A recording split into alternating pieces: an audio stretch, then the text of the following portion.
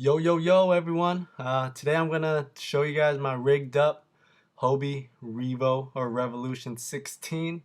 This is the thinnest hull of any of the Hobie Mirage lineup. This is great to go offshore, and which is what I do with it. I'll show you a little bit about it, and so here it is. It's 16 feet, 27.5 inches wide, carries up to 350 pounds, and with the fully rigged, it's 92 pounds. The only big complaint is this cracked over time right here, the knob. So I don't recommend getting the extension knob because the friction and tension on it just ruins it. So here's my kayak I'm taking out right now. This is kind of the stock look. Not much is on right now. It's just coming out straight out of the garage. Alright, underneath you see this low Rance Ready, of course. Of course, this is the Neo comfortable seat. And surprisingly, it works really well offshore, even though it's sitting higher off the kayak.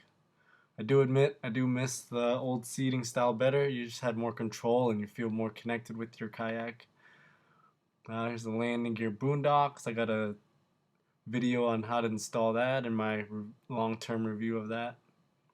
Here's some of the general gear, but this is not a gear video. It's just how I rig it up. So I'll leave a link in the description of all the gear I bring and the safety gear I bring. So here's my Dragonfly.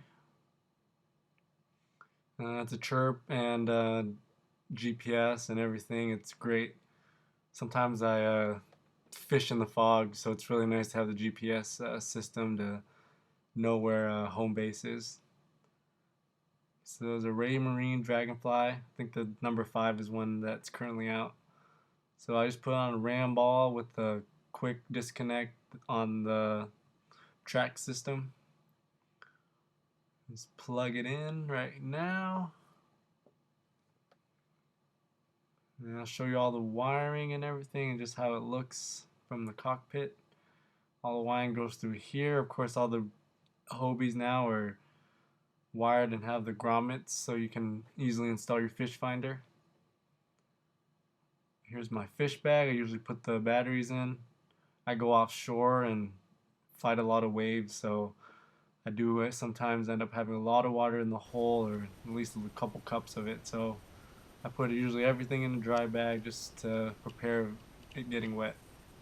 And I flipped a couple times too in this, going either in or out from the waves, so it's nice to keep everything nice and dry and locked down. So here's one of my camera sticks right here. It's heavy duty, it's super versatile. Later on in the video I'll show you how I can angle it, and then it's nice, you can just angle it on the go, or if your kayak flips over you don't have to worry about falling off or anything.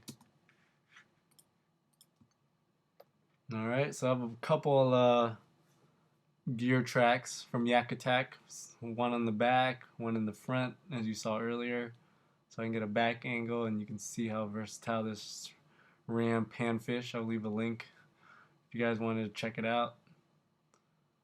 And specifically the way I did it, I'm not able to utilize this gear track rail, but you can see it does fit along that rail if you wanted to mount any pole holders or rod holders. And you also do in the front. Here's my camera mount and also my crab pot puller or shrimp pot puller.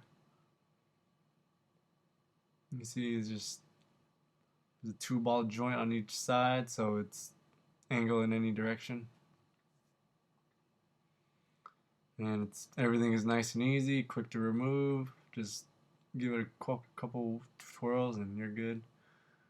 So here's my turbo fins upgrade. Upgrade this. I had the cheap Hobie one, which I'll show you in a bit. Broke off when I fell off onto a surf launch. So these suck right here. These will snap. Some tools I keep on. Of course, you can never go out with some scissors. Some line cutters for braid and mono. These are nice. Everything is clipped in, as you can see.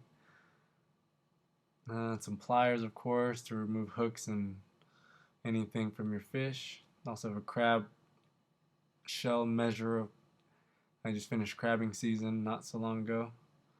And this is where I snap them in my Mirage Drive when I'm coming in for a launch or just anywhere where it's iffy on if I'll flip or not. Sea is comfortable. I mean, it's a lot better than the one before, but being out in the water for a couple hours, I still need a pad. I mean, your butt still gets sore, so that's a recommendation. These are just simple rod clip holders. Just got some bungee from a dollar store and got some carabiners and just hook it on. Here's what I have in the bag. Can't go wrong with electrical tape. You never know. A little bit of bag, some rubber bands, a tape measure for any reason. If you need to measure fish, backup knife. Can't go wrong with these pins for your rudder. I've had one snap, so I just got a bunch. And make sure you have a working headlamp. You never know if you're caught in the dark or anything. And being a 16-foot hole, I mean, it is pretty hard to get back here unless you're on land or have a buddy hold onto your kayak, being so thin and all. So here's the clip that breaks every once in a while. Pretty easy to replace. Here's the upgraded larger rudder. That's where you drain all your water that collects up after a trip.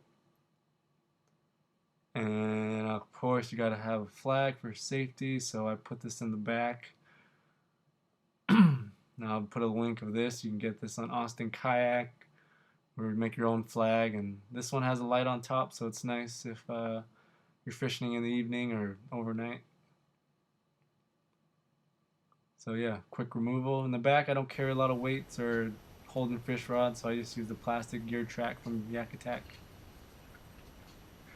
So yeah, that's this part of the video. Hope you enjoyed it.